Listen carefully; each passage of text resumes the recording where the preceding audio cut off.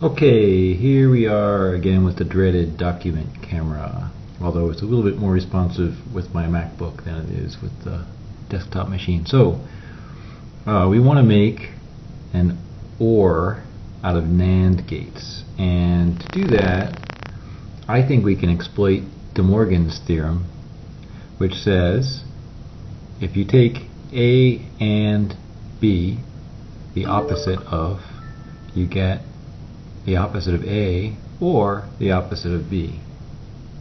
Actually, I guess I can rewrite that a slightly different way. I can say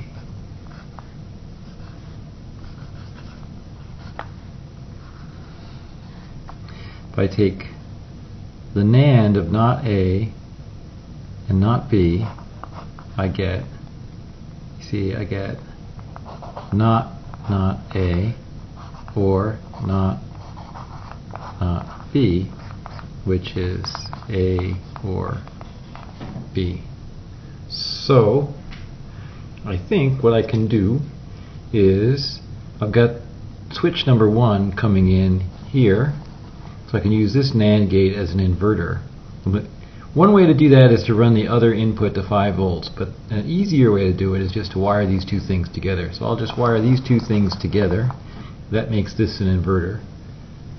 I'm going to wire these two things together. That makes this an inverter. So I have one input coming in here, and I have another input coming in here. And now I take these two guys and I send them out to pins 10 and 9. So I use this 10, 9, 8 NAND gate. And then here is my output. So that's what I did here. So I have the left push button going into both pins 1 and 2. They're just jumpered together.